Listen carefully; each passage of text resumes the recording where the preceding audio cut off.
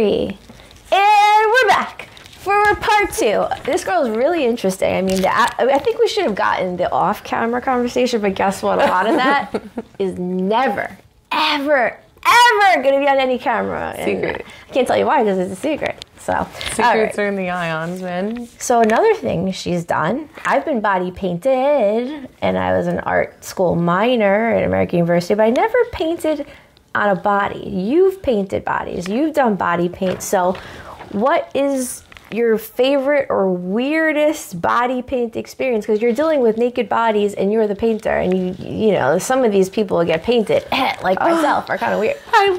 Yes, you are. No, yes, we are. Yes. Because the painters can be very weird. I actually, I did this show in Harlem, which I was doing a bunch of shows out there. Year before last, and it was wonderful. I love Harlem. I love spending time in that whole district. Everyone is super nice to me as I'm walking down the street. They're saying, "Oh, you look so beautiful today, Miss." Oh, wow! And like it's such a marvelous experience. So if you need a confidence boost, go to Harlem. Yes. Okay. It was beautiful. But I went to this one show and I was body painting all these strippers. And they're beautiful, gorgeous, I'm sure, loving goddesses of striptease. And I there was one guy who was there who was like kind of super creepy, and he was the other body painter, and he kept trying to be near me, and I was like, "Can you go paint somewhere else?" Oh, wow. But so he was like trying to like be like, "Should I be over here?" And I was like, "Go talk to the host." Was he also painting strippers? Yes, but he was super extra, like creepy. Why do you have to be near you? I don't know. I fucking maybe don't like know. Maybe well, it was if weird. you meet her, you'll understand. So this is not really gonna come through well in the video, but you have like a tangibly comforting, enjoyable presence. Thank you. And I think my dog met her, and my dog will just ignore someone if they're like not interested or whatever, but she'll gravitate towards like people that are good. So maybe this body part person just was like my dog. It could have been. I don't know. But it was also like he saw my rapport with these beautiful women, and I'm celebrating them, and I'm not creepy, right? And I'm like, here, you know, like this girl says, "Oh, thank you for making me beautiful," and I'm telling her, "No, you were already that way. I am just adorning you like a bracelet or a tiara would. You're just perfect the way you are." Yeah, and you know, a lot of people need to hear that because they don't know that. And this creep's there trying to paint titties and snatch. Yeah, and I just couldn't have the vibe near me, so I was like, "Please talk to the host." And so I went and found the host before he did. Yeah. And I was like, put him over here, like far away from us. So, you know, that goes to show, because, you know, in photography, a lot of people say I know for a fact, at least one photographer through friends confirmed that he got in photography so he could photograph beautiful women and see beautiful women. So in this case, maybe this guy just wanted to paint naked girls, and it wasn't about the art, because I've been lucky and I don't even think that way, because I've been so lucky in the past few years that I don't have photographers and directors that are trying to, like, sure, actually, you know what, I do, never mind. I do, I've just tuned it out. I was gonna say I don't, but I was just asked to do like a sex scene gratuitously, so never mind. I was like, I don't have them around. It's like, no, I don't have them around because I don't think about it. They're all right. You just dismiss it. Yeah, never mind. No, it's okay. We do that stuff though. We actually do. We're like, oh wait, you know what? That was kind of screwy. You know, like. And we don't realize it at the time because we're so used to dismissing all the screwiness. Well, you were just saying before that you forgot about some timelines because you just don't want to think about them. Yeah. So, I mean, you put things out of your mind as a way of protecting yourself from the psychological depth of shitty memories. Yeah, shitty memories. Also, I'll say this, and I caught myself doing this. I thought this is really interesting. It's a sort of me preaching. It's a little bit of a suggestion that's worked for me. So I'm just going to share it worked for me. I remember seeing the quote probably like 2009 when I got into training people. So I'm like more of a leadership and posting inspirational health things. Before Facebook, everyone posted inspiration. No one did that really 2009, 2010. It wasn't a lot. I heard a weird noise from downstairs. Anyway, Oh my God. Weird noises in my house. Okay, people tell me I have ghosts here. I'm not afraid. Yeah, so I remember I heard keep what is useful, discard what is not. And I was like, wow. And I would post it, and I would think it, and I would write it, and I would do it. And fast forward 2009 to like 2017, I'm in cosmetology school. Some people in cosmetology school, not exactly well. Some are, a little annoying. Some people, would be a little unhealthy to be around. And whatever, I was friends with this really cool, like 21-year-old girl, and she was like, I don't like this girl. Her voice is so annoying. Her voice is so annoying. She didn't talk like that. Did she say it in an annoying voice? No, she said it in a nice voice. I was friends with her. Beautiful girl with a beautiful voice. And she's talking about the girl shows. And I was like, what's crazy is I think, and I caught myself, and I've caught myself doing this with multiple people and multiple things on multiple occasions since then. But I said, I think I just think of her as irrelevant to me. So I just kind of tune out. I don't even know what she looks like. I don't know what she wears. I don't know what she sounds like. And even if we're in the same place, I don't know anything because my mind is just focusing on what's important. And that's important if you're on set, like a film set. You're smart. Just pay attention to what's relevant. Your power is where you put your attention. Very, very important concept to get. Mm-hmm. And so you're just keeping your power when you do that. That's great. Yeah, but it's like I don't notice certain things, or I forgot that. I was like, I don't have any creepy directors or photographers around me. Yes, I do. Open my inbox. Open the scripts I'm getting. Oh my God, are you kidding? Yeah. They're freaking everywhere. I just forgot. Yes. So anyway, yeah. That's all right. So you know what? If you want to be more productive, because I do think it's helped my productivity levels, but it's clearly exacerbated some level of ignorance. Just keep what is useful, discard what is not, and train your brain. You won't even notice what's irrelevant. Yeah. I don't notice. Yeah. I notice you. I notice you. So I guess we're both relevant. Yes. Right? I definitely feel you're relevant. I am the main character in my story, so I'm obviously relevant to me. Right. But, you are very, very intrinsically important to this earth. And so are you. Thank you. And you know what? And I always say, time unfolds all truth. So you'll see what we both do in the next coming months and years and days. Yeah. And the proof will be in the pudding. Who's pudding? I don't know where that came from, but putting it in. No. So we got your body paint experience because I wanted to know about that. Now we're going to switch. Now we were just talking, and you said, "Oh, I don't have fear. I've overcome fear," I think is what you said. Mm-hmm. And I was like, oh, well, that would be cool. Tell us how do you overcome fear? What? I'm like one of the most fearful people I know. And you met the most fearful person outside, my dad. Oh, no. Yeah, we're all like, Not at all. What a sweetheart.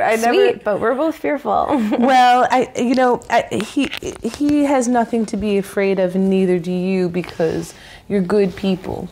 And so basically what I learned in meditation, and actually we talked briefly about the meditation, and it helped me change my mentals and my spirituals and my physicals.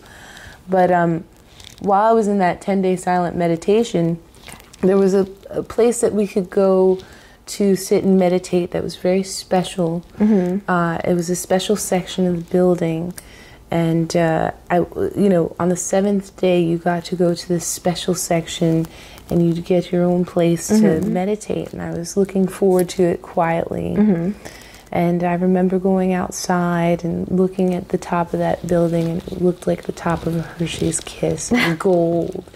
And it just had that same shape, and there were these little wind chimes. And I stepped outside barefoot in the snow, and I daydreamed about what was inside that thing. And I pictured these rose gold doors that were all made of glass, and walls made of glass, and in the middle, like those doors would house us each in different rooms in this circular Hershey Kiss shaped base of the building. And then in the center of that, you could see through the doors into this beautiful chandelier that came down from the top of the Hershey's Kiss insides, and all these beautiful cloths coming down, and naked women dancing down at the bottom. And then, you're just in there meditating, and that's the scene in front of you through these rosy colored doors, glass. And that's what I pictured that I was going to go in and meditate into. And on the 7th day, I got my room number, and I believe it was 143 because it was I love you. I remember. Okay, yeah. It was the same numerical equivalent to those letters, 143. And I got to my door, and it was a wood door. And I was like, okay. And there was no glass anywhere, nothing I had envisioned in this amazing building that I was going to go into. Right. And I opened the door, and it was pitch black. Oh, God. And I shut the door really quick because up until that second, I had been afraid of the dark for my entire life. Yeah. Up until that second, I was afraid of the dark, and I cried standing there. Oh, my God. At, I guess I was 38 at the time. And I cried because I would have to go into this pitch dark room and sit there and meditate for the next hour. Yeah, that's not by what you envisioned. Yeah. And what I had to do was catch my breath, open that door, find the cushion on the floor, sit on it, pull the door shut, and listen to the chants. And figure out how to meditate in there. I knew that's what I was going to have to do. And I wanted to be successful at this, and I wanted to focus, and I realized that that fear came from somewhere before I even knew what it was. And that I didn't deserve to be afraid of being successful at this meditation, and that whatever I did in this moment was going to affect the rest of my life. So I took my breath again, and I went in there, and I did exactly what I should, and I sat on the cushion, and I pulled the door shut, and I sat in darkness, and I listened to those chants. And in that hour, I learned that nothing was hurting me in that dark but my mind. Right. Wow. My thoughts became so transparent and clear. Wow. That I realized where fear came from, and it came from me. Right. And who's steering this ship? Right. And who's going to set the soul's course from here on in? Me. Yeah. Yeah. So and you know what's so funny? I overcame that fear that day, and a bunch of others to come as they came along. But on day 10 of that meditation, when I went into my chambers of 143, I just randomly hit against the wall into the light switch that was there the whole time. Oh, there was a light switch on the wall, and I hit it into on some random whim of touching the wall. And after several minutes passed? It was day 7 that I went in there. It was day 10 that I found out the wall switch was there. So they weren't just to reiterate, just in case, you were in a silent meditation for 10 days. Yes. And on day 7, you went to this room. Yes. And you thought that they were putting you in a dark room, so you went with it. But they weren't.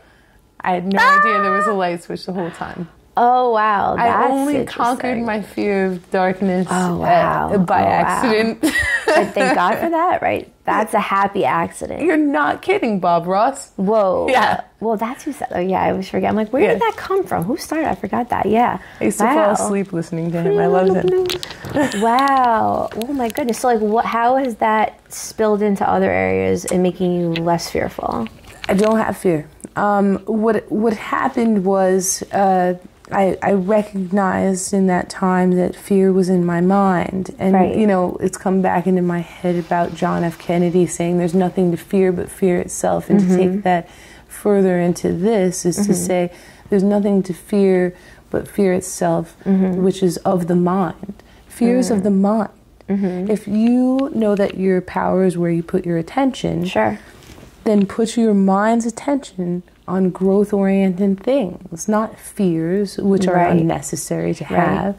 Put your attention on a way to solution something, or solution what is that really doing for you, or to work it out in a way. You are solving the puzzle of yourself constantly. So to delve into disintegrating fear, you have to disintegrate whatever is in the mind that is causing it. Right. And put your attention to what will help you to serve the world better. Right. That is an exercise. I just recalled that. It's like, what are you afraid of? And you write out what could happen. Write it out. And then it's like, how can we troubleshoot that? You know, like, for me, I shot a commercial Thursday. I was freaking out on the way here. Why was I freaking out? Because I didn't know my lines. What could I have done to prevent that? I could have prepared. That's a key problem for me. I don't really prepare. So anytime you see me acting or something, well, a lot of it's luck, and sometimes I pray. So please let me not ruin this one. Please. No. Please. But that's when the point when you say, you know what? I haven't ruined any other one. Right. I'm not going to ruin this one. And you drive yourself back on course. Mm-hmm. And steady as she goes, you'll get there. And maybe prepare. Yeah. Maybe change things a little bit. Maybe take that time instead of using that worry, and say, notice the worry as soon as you can. Right. And say, instead of devoting this time to further worry, let's stop and come up with a solution so that the worry is lifted a bit. Right.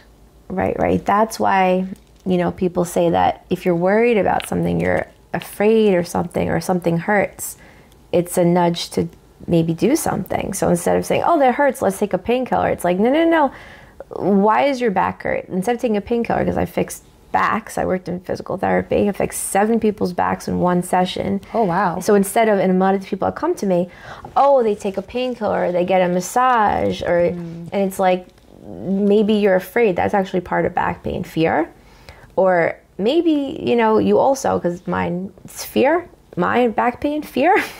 Alcohol somehow triggers it too, all together. And doing a lot of exercise, not stretching. So let's stretch, let's get rid of the fear, and let's not do alcohol. And then my back, I couldn't walk for 2 years, and I figured out the recipe. So it's like, let's figure it out, the cause. So if you're worried, back to you. See, we're going back to you.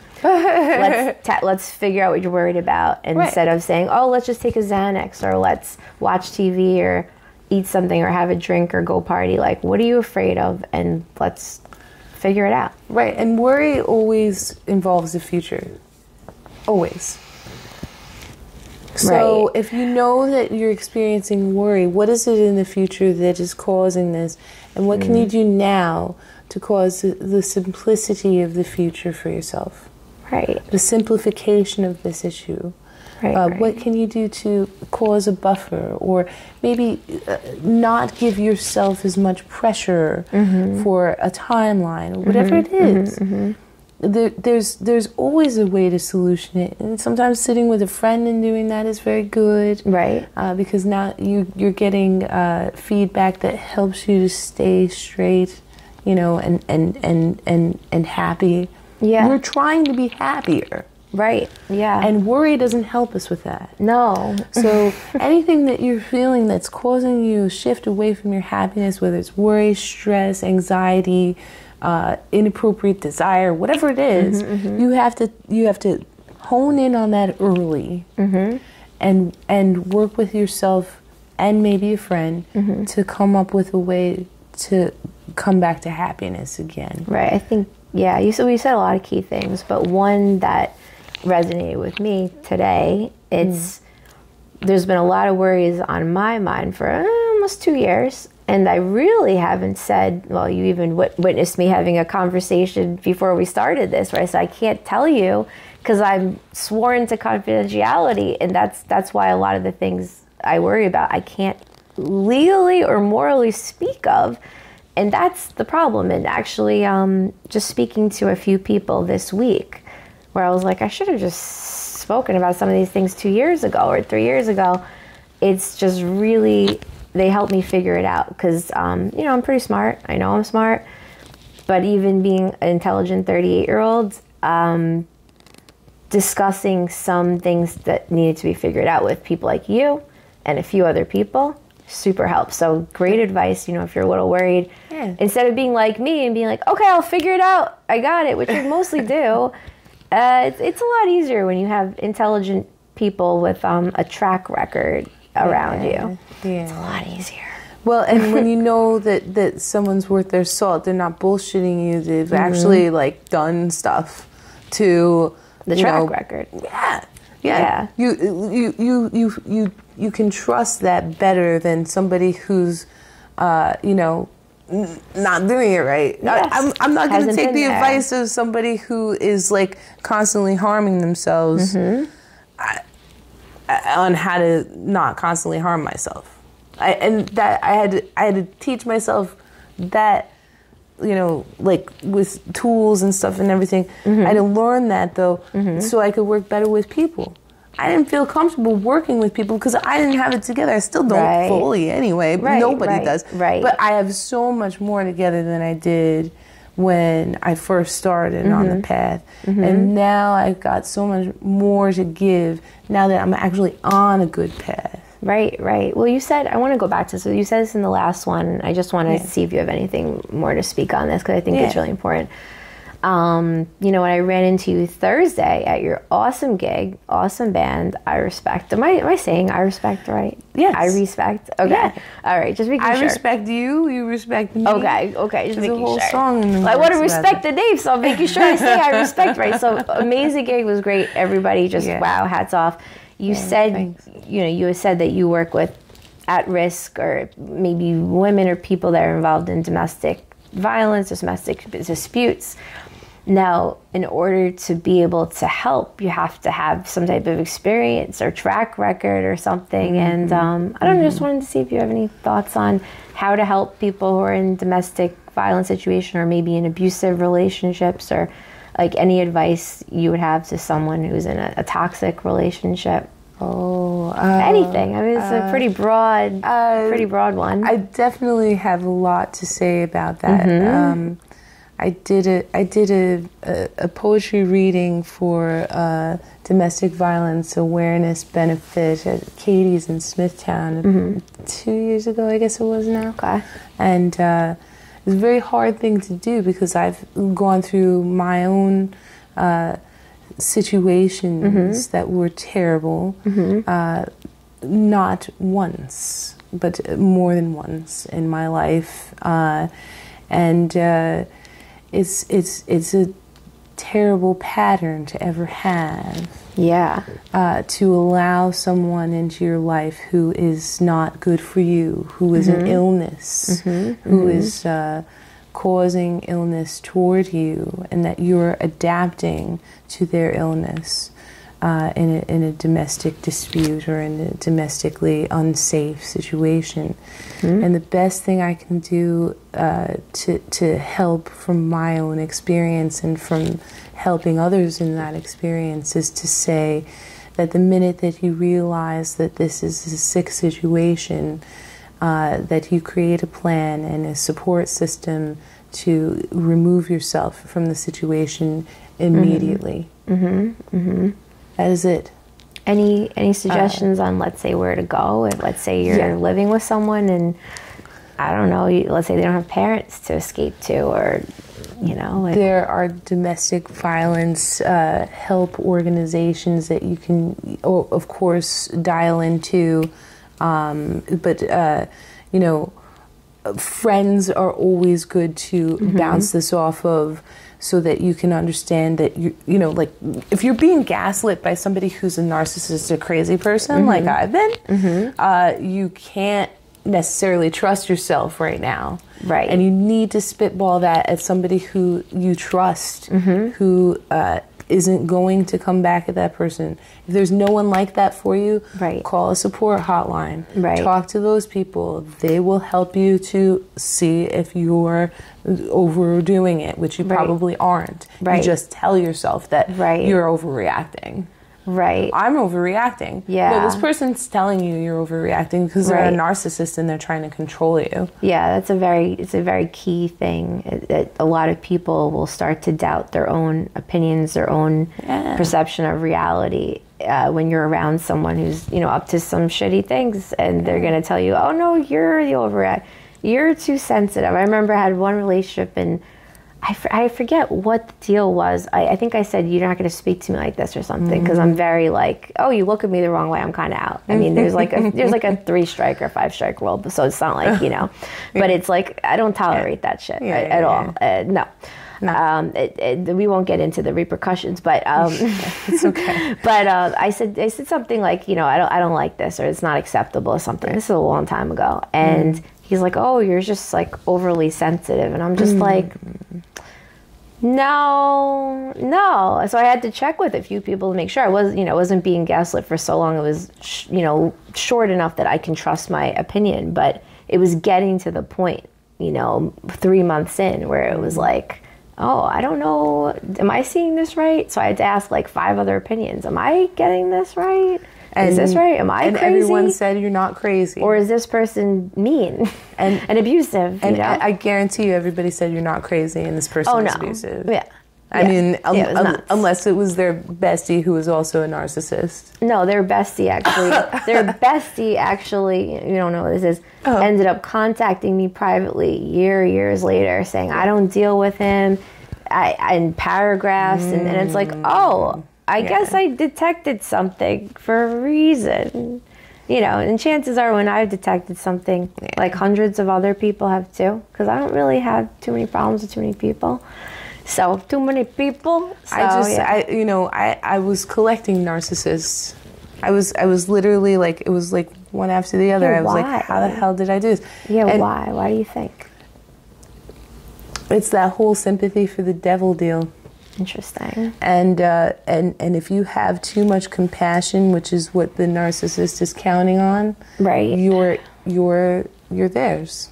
Right, that's 1,000%. And you still have a lot of compassion. And I was thinking that when you were standing in my kitchen, I was like, she's very compassionate. Because like I kind of detect people's like compassion meters. Yeah. I don't know. It's just like a rating scale. I don't know. And I was like, she ranks really high. And I was thinking that could be really dangerous. It's super dangerous. Yeah. I probably shouldn't tell people, but you have boundaries. You're fine. People learn things about that which you are. And they want to manipulate you. Now they know. 1,000%. Now we know. Yeah. So now we can manipulate her and use her, and now she's our maid and our therapist and our banker and our website builder and our networker and all this stuff can happen. I know I had a guy say to me, wasted multiple times, I usually just want every girl to be my slave. I just want every girl. And it's like, interesting. And it's like, because your mother's your slave. I mean, and it's like, I don't know. I mean, I am I'd be a good slave, but I like to get paid for my work. I just got paid $250 for 30 minutes of work, which is not bad. I'm not bragging, but I'm just saying that's more of like the rate we're going for. Yeah. But hey, if you want me to be a paid not slave, I could do cosmetology, makeup, special effects, film production, assistant directing, writing, acting. Don't have me do sound or editing. I wouldn't have me do that. Are you reading my resume except for the editing? Oh yeah, we're very similar resume. I could write a book. I could do health counseling. I could do health seminars. I could do stand-up comedy. Okay, I'll keep going from there. But we make really good slaves because we're like super certified, licensed taskers. She could edit your book. Yes. So like types of people, girls or guys that would like to exploit people, in professionally or romantically. Yeah. I think we're really both cut out because we could really do so much. You know what? Perfect slave, demographic. Us. But now what we have to do is be the masters of our own lives and not let people manipulate us. Right. And that's you and I and anyone else who is susceptible to this very ill behavior on the part of other partners. I won't say any gender. This is just these are partners who are using us. And it's one thing, like to be in a BDSM relationship where you're like, hey, you're my dominant, I'm your submissive, and that's cool, and I like orchestrated. That. But when it comes out of the bedroom and now it's going and bleeding into every aspect of your life, and now suddenly, you don't have a say in your life. That's for me is too far. Have you been there before where you're like, you have to, it's your life is kind of run by someone else? It was always my choice. Okay. And I maintain that because I could leave any person at any time. Mm-hmm. But damn, it's as close to losing your choice as it could be. Wow. And you were younger. I mean, you know. Now that you know better, you're always younger 5 minutes ago. Sure, so sure. Yeah, definitely. I was younger 3 months ago. I was younger 5 minutes ago. I wish I knew the things I knew 4 months ago I know now, you know. Whenever this airs, I'll be, you know, that much younger now. Right, exactly. And you'll be like, who's this girl? This girl's a young little duckling. I don't agree with anything she's saying. I'm over here. Who knows, you know? Can you step in the same river twice, my friend? Yeah. You know, it's everything's morphing, everything's changing. We're like a cloud. That's what Thich Nhat Hanh would say. We're just, you know, forming and transforming all the time. That's true. Yeah, as I said, I have some different perspectives just from 3 p.m., 4 p.m. today to like 3 hours ago. Yeah. So very interesting. So I'm going to move on to the next one. I like the worry and the fear stuff because so many people are so afraid of so much stuff, whether it's tangible stuff that you should be afraid of, like not knowing your lines, or like stuff that, you know, might happen or might not happen, or scary people. And I would like to just add my own point onto this, even though I wanted to make this more, you know, hope-centric. Some people can put worry into your head. And I really only had that maybe at age 38, 37 a little. I really been fucking lucky with the people I keep around me. And I've had, I'd say maybe I can count on my hand a few instances of people saying, oh, I wouldn't do that. If anything, I've had most of my life not believing in myself and having other people like, you should do stand-up, or you should do acting, or you should teach workout classes. I only taught workout classes because a bunch of people told me to. So I tried it. I tried stand-up because a bunch of people told me to. I made a Spanish song because a guy, I don't even speak Spanish anymore, because a guy told me to. So, but there are people that, awesome. And it works. It works that they will put doubt in your head and say, oh, well, you're whatever, you know, some type of insult. And it's like, even me, I'm a pretty fucking confident girl. If you have said cocky, okay, whatever, I'll own it. And it's even gotten to my cocky son of a, you know, head. So if I can be affected, damn, I mean, shit. Other people can really be affected by some people that will put doubt in your head. And then that doubt's going to lead to worry and distraction. But are you going to water that seed? No. Good. No. Don't water those seeds. I don't let those people's voices vibrate through my skull for very long. Right. And it's definitely a lot shorter of a period of time than it was even a year ago. Yeah. Because I know that the longer, again, we're multiplying suffering, we don't need to do that. We don't need to multiply that. That person wants us to feel less confident in ourselves. Right. No. Right. Get out of here. You can. I'm going to cut that mental remembrance off first. And I'm going to get my power back. Understand that where I put my focus is where I have my power. And I'm going to focus on countermanding that sort of mental fragility with mental and spiritual strength. Now, and build myself back up. I'm going to try to stump you with things that have stumped me. Tell me. I'm not trying to really stump you. No. So that's all. Yeah. That's all great, and I can personally do that. You know, saying, okay, you said this. That's not great. Let's not focus on that. It's not productive. You know, most of the time.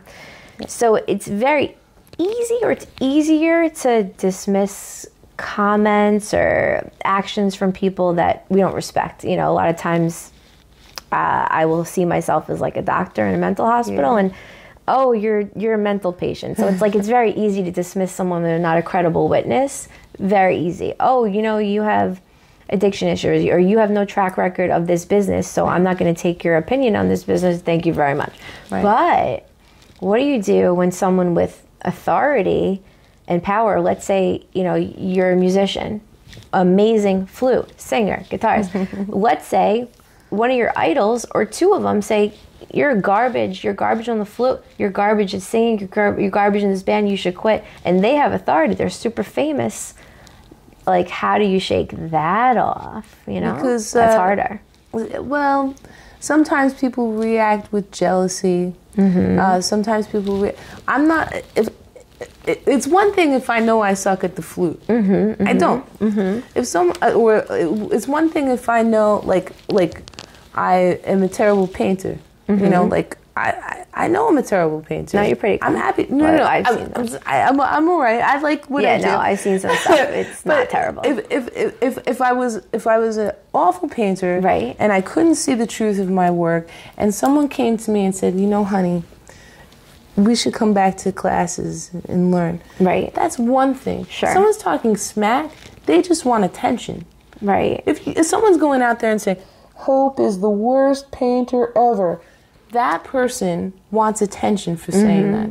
Sometimes. That person wants to seem like they're so great and buff and the best at what they do. How are you going to try and take down somebody who's trying to grow? Yeah, there are some more people about that them. are lying. That says more about For them sure. than it does about me. But I got I'm a not true gonna one. let that stop me. I have a true. I'll give you a real example. So this actually happened to me. I'll punch them in the face. I did a comedy show. No, I did a comedy show, and it's true. You never know. I don't know this comedian very well, so it's possible he was trying to raise himself. For sure, there's a lot of evidence on that. But I did a comedy show. I'm not going to say I did a great job, but I'm just going to tell you the facts. Okay, here's the facts. All right. The facts are: I do a comedy set, and I'm done. I have a table of people that came for me. Very nice. Thank you guys. And they told me that our waiter told them to tell me that the whole kitchen was dying laughing. I was so funny. Oh my God, she's so funny. She's so hilarious. All these details. And the kitchen of waitstaff was laughing at me. And they told my friends to tell me. Okay, really cool. So now I go home. I heard a lot of laughter. I heard some tables not so much, and some, you know, it was a very controversial set. You know, we have Donald Trump mentioned, we have Cuomo. You know, my stuff is kind of edgy. Okay, so I messaged a comedian that was there, and I said, you know, I'm new at this. I was very new, and I still am always open to all feedback. All feedback. I love to hear, you know, what the human populace thinks. Right.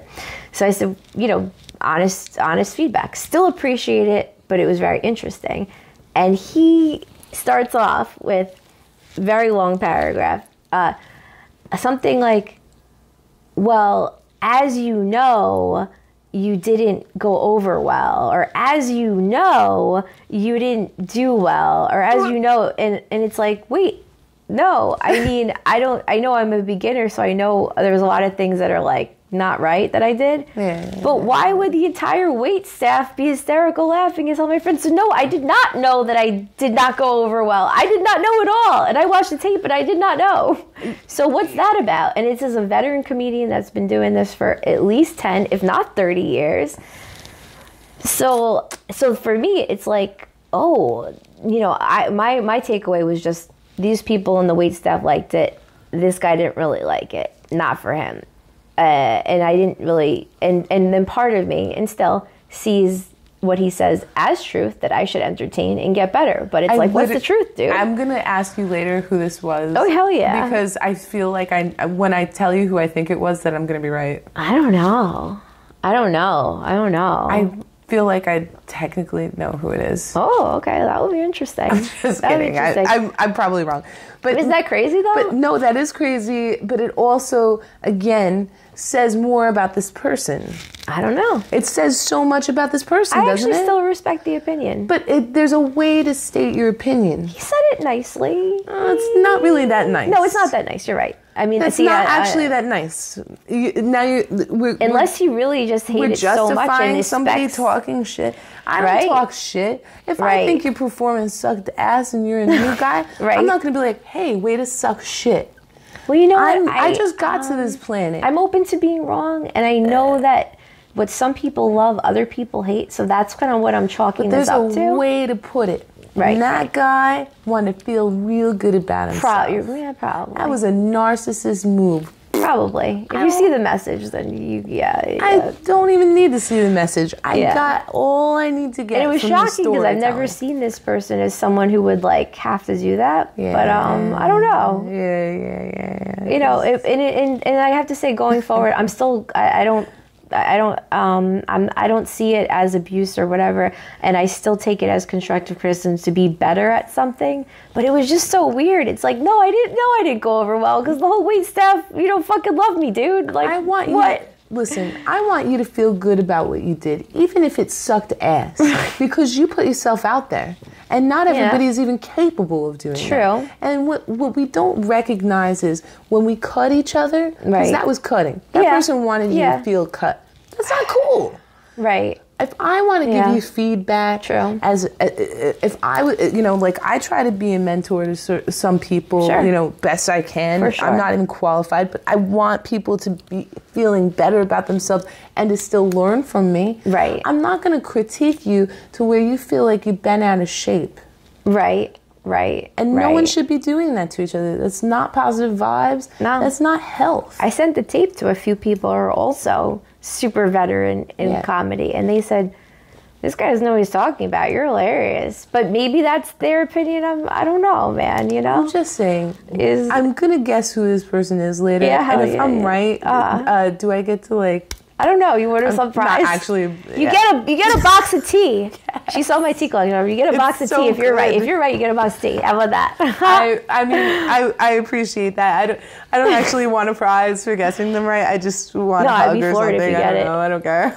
Like this is like I think I'm right. We could talk about don't worry or don't let things get to you all day, but it's like when you put those specific examples in, it's like, oh, and this is why people do group therapy and one-on-one counseling, because it's like every example is so specific and needs to be handled in such and such a way. But at the end of the day, it's still treating the situation without letting yourself getting carried away. Right. Don't let yourself get carried away in someone else's delusions. Right, right. It's not okay. Mm-hmm. You deserve strength and support and growth. And if someone's not treating you that way, you don't need to take their opinion so seriously. Right. I don't care how high on the totem pole they are. Yeah. That totem pole isn't real for me. If you're really somebody who's elevated, you don't have to talk about it. Mm-hmm, mm-hmm, you know what I mean? Mm-hmm. Yeah, like, for sure. Like, I was just saying that earlier. It's like someone was saying about bragging about knowing Tony Danza. A comedian was saying that he met some guys like, oh, I'm such and such's cousin, like naming all these famous. It's like, and then I was saying, the people who are really rich and really know people, like, don't talk about the famous people they know. It's like someone asked me on an interview, oh, tell us about famous people. And I said, honestly, I will talk about them if I did an interview. It's on the books. But if you're asking me about what famous people I've met at a party, they're not on the books, so I'm not talking about that. Yeah. So if people are actually like winning, they don't need to talk about it. No, that's what I'm saying. People prop themselves up so much, and then when they know that you're like they're already on the pedestal, now they're ripping people up. Get out of here. I'm sorry for you. You didn't make the cut. I see. That's one thing that's just like I don't I see it, but I don't empathize it because I don't have that. Like, I understand like a sugar addiction. I could get that. I could understand maybe a Coke addiction. Okay, I tried it a few times. I could get it. Right. But the whole thing of like being here and then wanting to be like, oh no, this is how I don't. Why? I want that person to get a hug and get some understanding at some time and change their approach with somebody that they should be a real mentor to, because when I work with kids or when I even work with the elderly, I don't care who it is.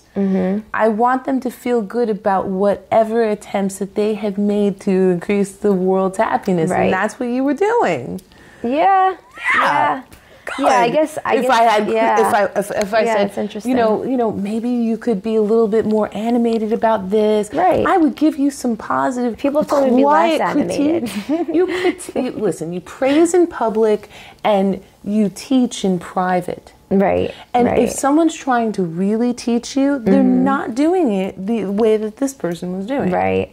That's interesting because I'm so harsh with criticism. I even sent out, things I've done when I've wanted to get better. Just give me your harsh criticism. So it's interesting. It's opened the doors to at least one person who like clearly wanted to just like abuse someone that day. And it's like, so it's very interesting. I wouldn't say desensitized, but I'm almost more open to like really harsh criticism because as an artist, whether it's paint or video, right now it's video and makeup. I'll go back to painting one day.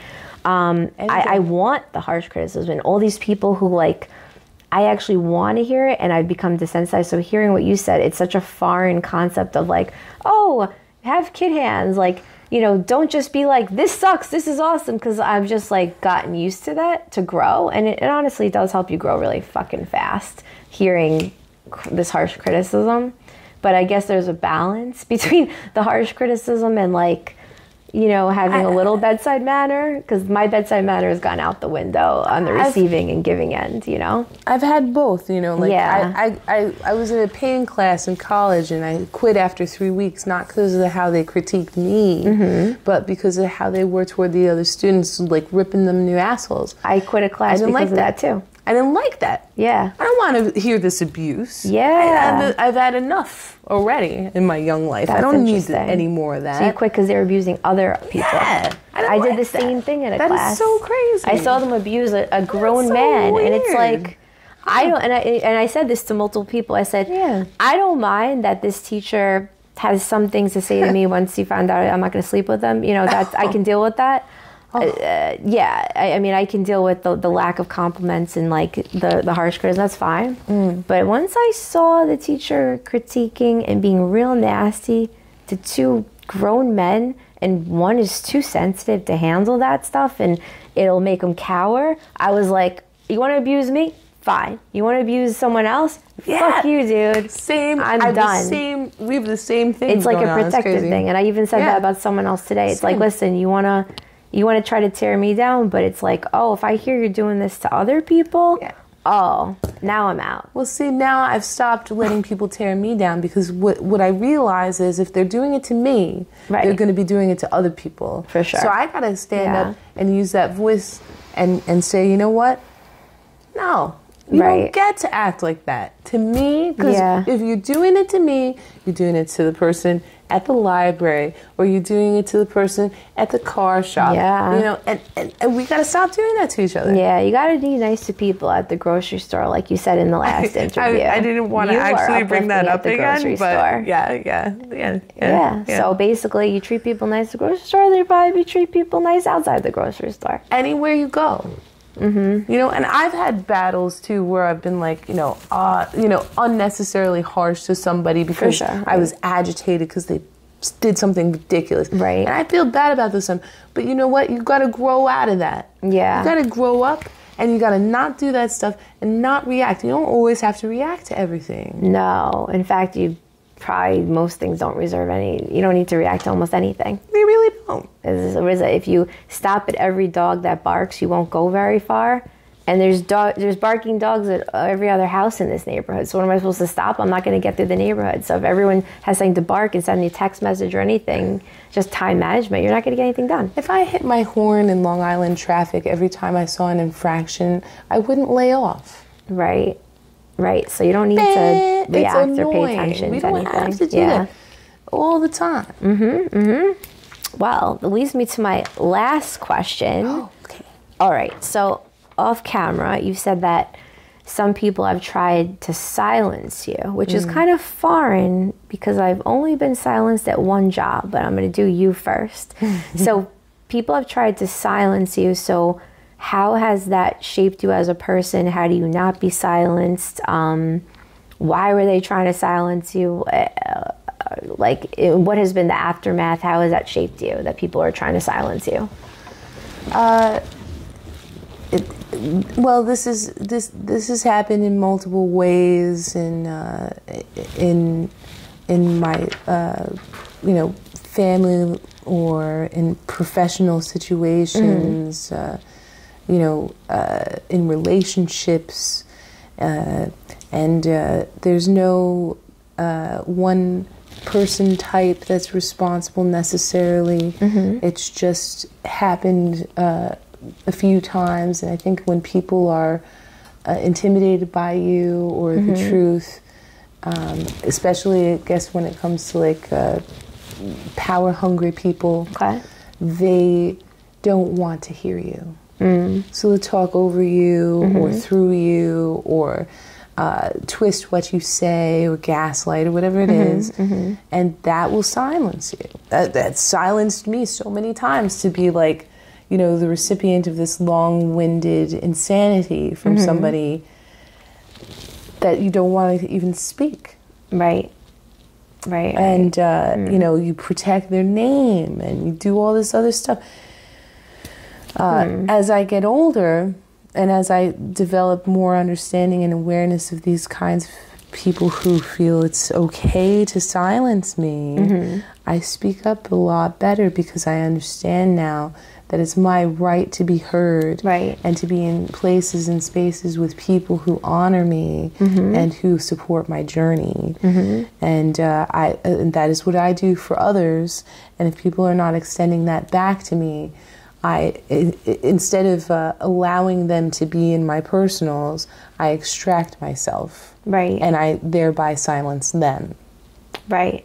Very interesting. So I'll add on to this. Good. Before going to my little anecdote of being silenced. Kind of funny in hindsight, not at the time. I asked the same question to Rita Gigante, who's the daughter of Vincent the Chin Gigante, who was head of the Genovese crime family. So I asked her the same question because she was silenced because, well, one, she was gay, she couldn't come out. She tried, it didn't work. So she had to stay in the closet for like 5 years. She tried to come out, she couldn't. Also, when your father's involved in crimes that are all online, this is all on the up and up. I'm not back talking here. Don't kill me. Okay. She couldn't talk about certain things because you can't talk about your dad is wanted by the feds, etc. So she was silenced. So you've been silenced by different entities in your life, and you're 43. Do you find that? So I always find that humans go on a spectrum. So if let's say you're overeating for several years, a lot of times we go to undereating before we find a balance. So she was silenced, and then she's talking a lot now. She's doing gallery reading, she has a book, and now she's like gone the other direction. So do you find that after being silenced, it's triggered you to go to the other end of the spectrum, or you feel like you got to talk more, or do you feel like you've come to a balance, or like where are you on that like aftermath of the spectrum, like balancing that out? Because based on my rules, you'd be outputting a lot after being silenced. I think I'm at a good spot. I do. I feel like I could have gone the route of just spilling, but fortunately for me, I want to go about explaining my story in a different way that'll be unveiled over time. But in the meantime, a book? A few things. a book. She didn't want to talk about the book. I do Sorry. not mind to talk, really. There's going to be a book. Okay? There will be a sweet-ass book, and it has been in the works for some time. I just need a whole month off to really hone in on it. A month is happen. Nothing. I just need the whole month off for blessing's sake, because I have so many projects. It's ridiculous, but a lot of show dates. Lots of show dates, lots of... And go see her, Secret Eye and I Respect. I mean, I know those two, and it's such... I told Mike when I got home at like 1-something in the morning, I was like, they say music is therapy, but I haven't seen live music in a while, and I haven't really listened to relaxing music in a while. And it's like, I just went to support you guys. I just wanted to come support, say hi. I'm so happy. And I'm like... My breathing was regulated after, like, I've been holding my breath for a while recently, and I was just totally regulated after hearing your music. So if you need to regulate your breath and calm, just go check out Secret Eye and I Respect, because it reminds me of Sublime and 311, the I Respect. Yeah. And then Secret Eye reminds me of like Amy Mann a little bit, but like, awesome. but like better. Sorry, Amy Mann, I liked your stuff, but I like this better. I'm sorry. It's so interesting too, because that recording is it was done 3 years ago. Okay. And it was done in a friend's mom's house who had just graduated from Five Towns College. Randy Weber did that recording. The Ginger? Yeah. Was recorded 3 years ago. In 2019, right before the what I call the cockopolis. Okay. But it was great because it is great. Because it was archived, it was never produced, it was never mastered, and it was mastered this year, and it was just like came alive on a whim right after I got in a car accident in December. Somebody hit my car going 95 miles an hour after I left my mom's for the holidays in North Carolina. Whoa. My car looked like it was accordion. Oh my God. And I got kind of a new lease on life. Yeah, well, glad you're here. Brought the band back from the dead. That's what brought them back. You're like, all right, I'm alive. Let's bring this back. Yeah. I'll live to see my mom next Christmas. This is pretty like huge blessing. And so defibrillated the band. So the band is back. Yes. And because she's not a narcissist self-promotion person, I suggested this before. And we can cut this, but I think this is important. So I didn't know this. I see, okay, she has a single. Cool. I care. I want to hear. Great. I listened to it. I liked it. Really nice. I didn't even know there's a donation collection. And, you know, everyone and their mother's collecting donations. So I sort of care. But then she said she's collecting donations from this single for, you can explain it, for something very worthy. And I was like, what? I wish I knew this. So you've kept that a secret. Until now. I didn't even mean for it to be a secret. It just kind of didn't get out. Because you're not a self-promoter, shameless self-promoter. And I was like, listen, this is important if people to donate to. Well, I've always worked on everyone else's projects, you know, and so finally to be working on something that I started is, you know, I'm not used to being like, this is what I did. Yeah, you did the song. You're looking for donations. So, we wanted to take everything from Ginger and every single 100%. Dollar and donate it to my friend Renee Verspel, who's a wonderful Vibe Tribe leader. She, for both of those bands you mentioned, for both Secret Ion and I Respect, we wanted her to have every dollar because she's had battles with stomach cancer for this year, and has been in chemotherapy, and we really want her to thrive. So we donated our first show this year to her. Amazing. We want to donate every dollar from this single to her and help her progress. And her last chemo treatment is coming up, and then she gets her stomach surgery. So we want her to be okay and comfortable and happy. Yeah, so I wish I knew this. She said she had a single. It's like, I wish she said, I have a single. My friend has a stomach cancer. We're trying to help her.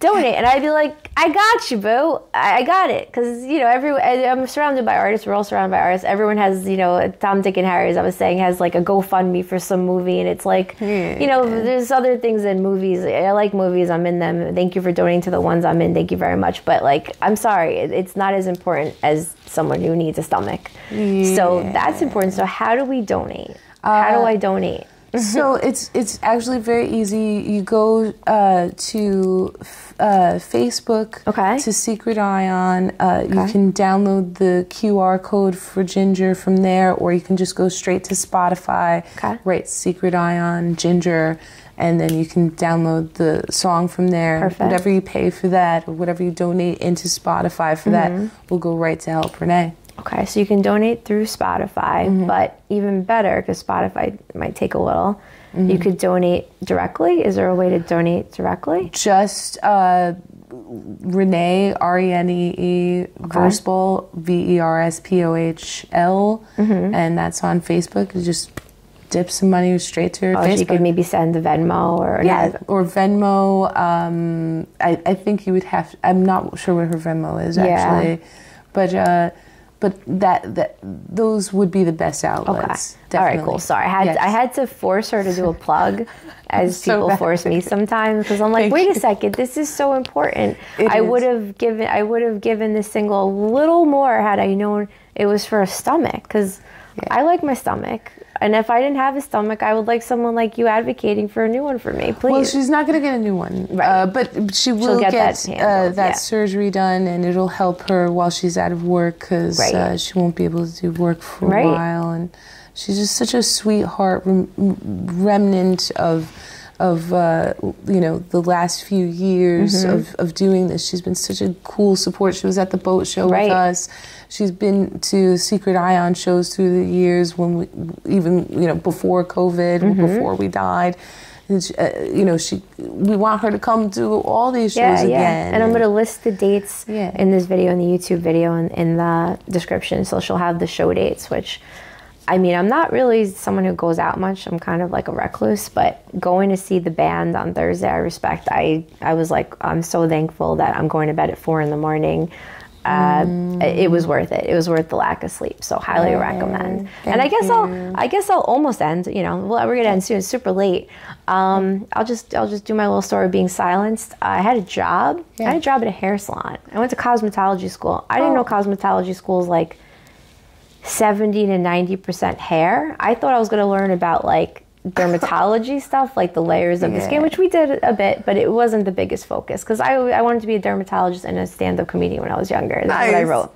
Okay, so now I'm pulling together. So I went to cosmetology school. I learned about hair. There was already $20,000 down. I'm in cosmetology school. I'm in my $20,000, and I learned like halfway through, I'm not learning about anything I want to learn about. I'm learning about hair. I don't want to be a hairstylist. What the fuck, dude? This is not on my radar at all. I just want to learn like how to do makeup and hair for movies or fix someone's skin.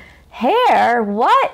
So now I'm learning about hair. So it's like, shit, well, I guess I'll work in a salon. And a psychic who read me at some event said, you're a producer. He's like, it says produced. You already did it. This is 2017. Now I have producer on my resume many times, but I was like, what are you talking about? He's like, you can pick any salon you want, but you're a producer. And I was like, okay, that sounds really cool, but it wasn't the truth in 2017 at all. I had not produced a single thing. I barely acted in a single thing. So that was really cool. And I forgot the name of the psychic, and I got to give him a shout out. And I told him, anyway. So I work in a salon, okay? This is where I get silenced. Not going to say the name of the salon, but it was super weird. It was one of the most expensive salons in Long Island, maybe the most expensive. People walked out with like $1,000 bills for dyeing their hair. Damn. You know, the creator of City MD was one of the people that, you know, I worked on. So I got some real experience with some real bougie people. Thank you. So now I know how to keep, you know, the richest people in New York happy with their hair. So I got some really great training. However, I was being silenced. So the things I know are health and entertainment. That's what I know. Don't talk to me about finance. I don't know. I don't know about construction. Okay, I have no idea, and I don't know much about the Bible. I can keep going, but I know those things. So you know, people talk about things. You're a hairdresser. You're talking.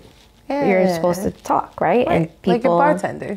Yeah, like I remember someone said about their kid was depressed. So I made a few suggestions because I wrote a health guidebook and I've helped people who are suicidal. So I weighed into my 2 cents at this little hair job.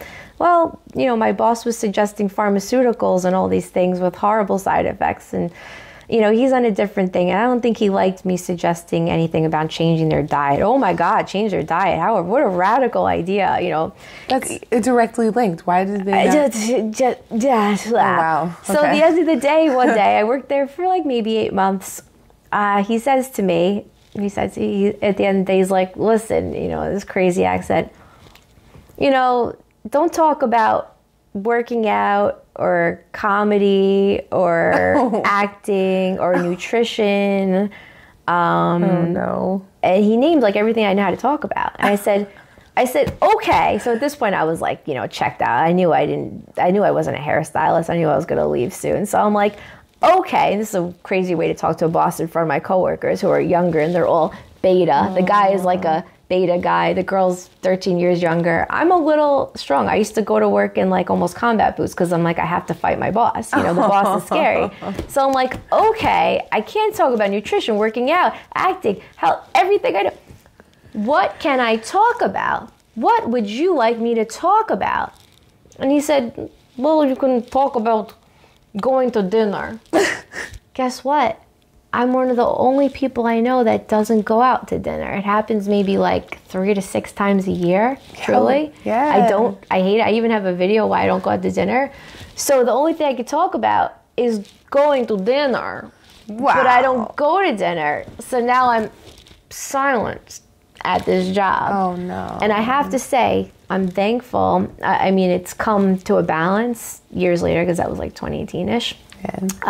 You know, where I'm like balance on the talking, but I never been silenced before, and the aftermath was like, I got a lot to say. I was like, I couldn't talk for 8 months, so like, boom, let's talk. That's crazy. Have you ever had a job where they're like, don't talk about anything?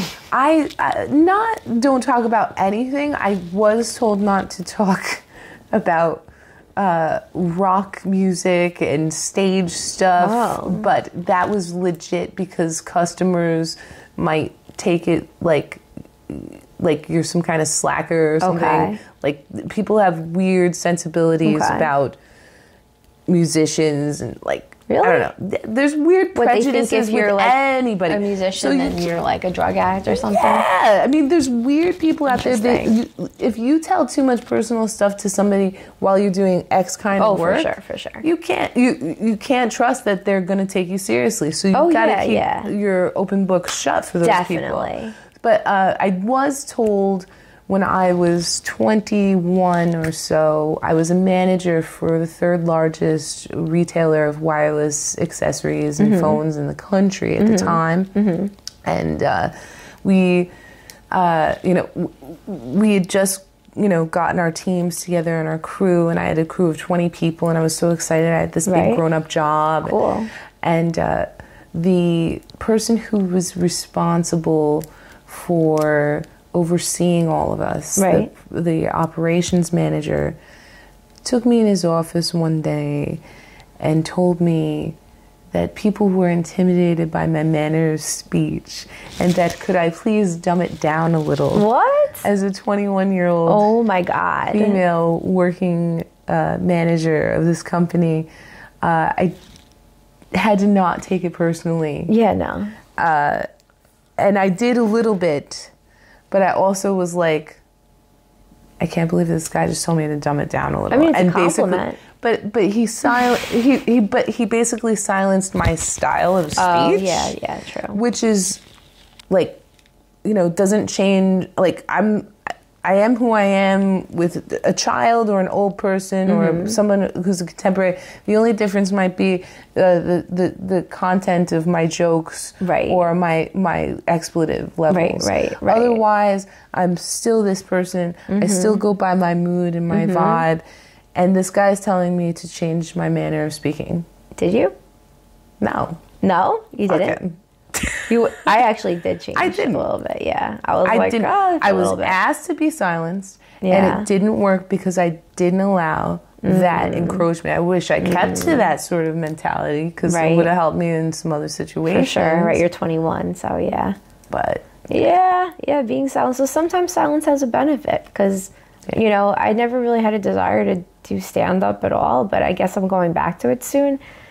You have to have a real passion for saying certain ideas to stand up on a stage in front of a group of people and not sleeping at 10, 11 o'clock and saying things. So thank you, Salon Job. It's made me a little more talkative, which is not for the better, according to some people. Well, actually, according to nobody, but I'm just being self-deprecating. And they tell you to do that in comedy. I gotta tell you, keep doing that comedy, because and I don't know if I said this fully earlier, but Secret Ion's motto is very, very good. It's a mantra, it's a motto, and it applies to what you're talking about, which is never stop, love or rock. Whatever you do that's love, which is your comedy, never stop it. No, I stopped it. Whatever you do that's rock, which your comedy rocks, never stop it. You have to put your whole self in. Maybe you take a pause. Call it a pause. Yeah. But don't stop whatever you do that's love or rock. Never stop love or rock, man. Yeah, I like that. I like that a lot. And you said that to my dad outside, who's like saying he's not a musician. I'm like, the guy can play like every string instrument, sitar, banjo, guitar, violin. I've heard it. I don't really know music that well, but like he was in an orchestra, and he's like, oh, I couldn't be in a band. It's like, you were in like a pretty prestigious orchestra. What are you talking about? But he's like, oh, I couldn't do that. I'm old now. And it's like, she's like, and you said it. And don't stop. Because I worked with this little old lady in Northport, one of my friend's grandmothers, and she didn't play piano for 12 years. Right. And I started hanging with her, and I sat with her at the piano, and I would play, and she would sit with me, and she would plunk a note here or there, and she was so happy even though she wasn't a super speaking person, she couldn't speak very well anymore. And I have to go visit her again very soon because I miss her. But she kept rocking after she had been silenced for 12 years. Silence?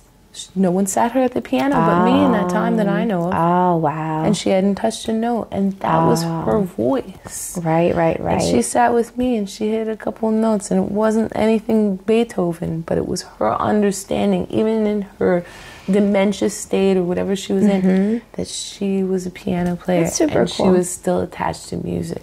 Well, if you ever want to go to Sunrise Nursing Home, my grandma's there, and I'm sure there's a lot of people. My mom donated a piano to a woman that used to be a piano teacher, and the woman was like, it was sitting in my mom's house, so she gave it to someone. So you ever want to help some old people, I'm there all the time. I try to see my grandma like every day, but it happens three or four times a week. Well, we will. So. You'll have to hook me up with how we can do that. Yeah, that would be because I'm sure they like you. I see the people them. that come in. I don't teach music, so hey.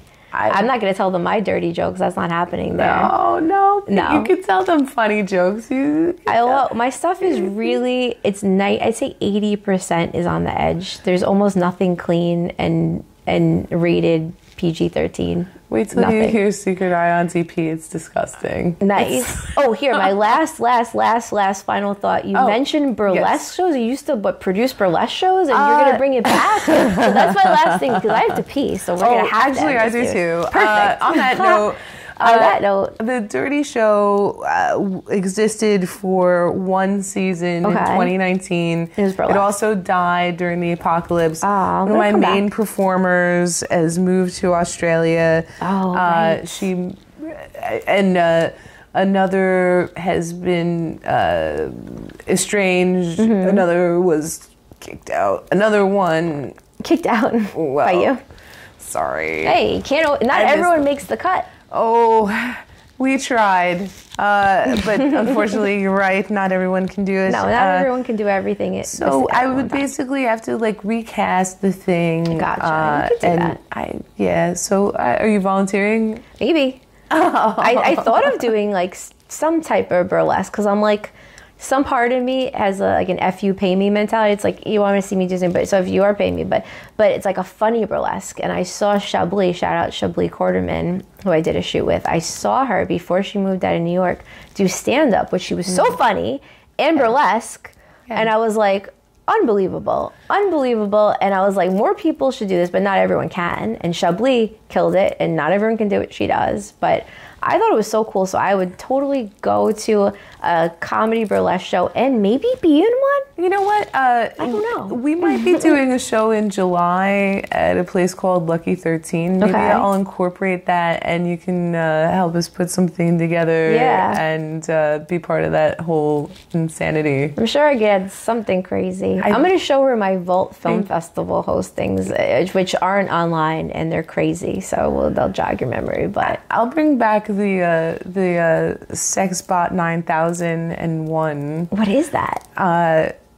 Basically me with a robot head made out of cardboard that's been spray painted. Cool. It looks like Rosie from the Jetsons, but way more ghetto.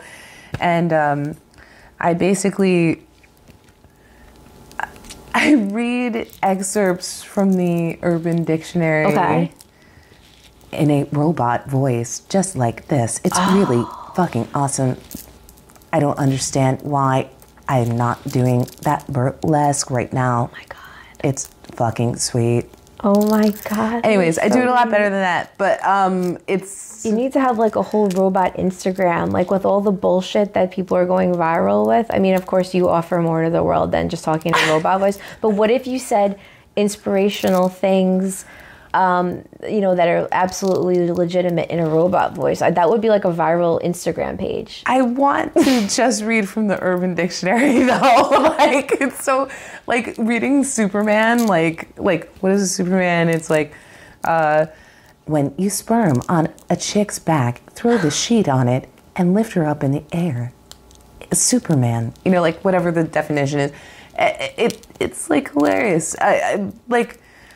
All the best parts of that show were comedy, and it was still always bawdy, and we had wonderful dances, and a girl dressed up in balloons, and we popped the balloons on stage with her. She had balloon wings. It was so good. But it was so expressive and so tasteful and raw and beautiful and funny. Well, I just know, like, I hear the robot voice, and like it makes me like it seems like it just brought out a different side of me. Oh, like it is so crazy. Like all I want to do now is just go to a burlesque show and hear a little robot voice. Like every Russian needs a little robot in them at one point. I'm not Russian. I'm Lithuanian. Have a nice day. Have a nice day. Do you think, are you like AI? You think like AI going to like attack human perhaps? Or maybe Russia could take your robot and clone and then have big war against Ukraine. What do you think? All I want to do is a zoom, and a boom, boom. Just shake your rump? Yes. Thank you. All I want to do is zoom, and a boom, boom. I can't believe it. That was even just said. Have a robot Russian collaboration. Oh my God. We have the Russians with the robot. How to Win a War featuring, what is the robot's name? Does robot have name? The Sexbot 9001 is a new model of motherfucker that's ready to fist your gorilla butthole. Wow. Thank you. Oh, that was intense. I've never had like why am I talking? Gorilla butthole fist, but that is a lot for me. I've never had any fist. I don't even know what the fisting would be. I think I was just possessed by AI. Oh my God. Where are we? Who are you? Well, who am I? Well, you can look me up online. That doesn't really matter. I'm not going to give my resume and bore you with that. But who am I? Come on. You'll know who I am. Will you come and do like crazy Russian robot burlesque with me? Yeah, so that's how I hosted film festival as the film festival. This is my character. Pretty much anytime Jennifer wants to do or say things that she can't say as her because, she wrote a book. She is a health counselor. She's Dr. Feldman. She has to keep up this like Dr. Physical Therapy attitude thing. Wants to see, respected. But fuck her, It's like when Jennifer has things to say, she brings me out, Damn. And then I can say the things that she can't say because I'm just fictitious character, right? Jennifer is not here, so. I don't know who you're talking about. There is no Jennifer. There is only Russian robot princess. Bitch. Okay, I'm fine. You okay? Amazing. All right, so other than that, that was fucking hilarious. Thank you. I was like, listen, I'm gonna write a framework for this interview. We're just gonna go around it, and I think other things that will be more interesting will happen around it. So, talking like a robot. You have to do the burlesque show. All right. You have to bring the robot. Yes. If I'm invited, I'll totally be in it. Do you want to be the hot dog prostitute in this one? I could be a hot dog prostitute. Oh, perfect. Maybe like hot dog prostitute from other country, like that doesn't like Americans. Yeah, perfect. Maybe like the anti-American hot dog, because the hot dog is the most American thing you can really get aside from the American flag. So wouldn't it be funny if you have a foreigner in an American costume? Take that, Americans!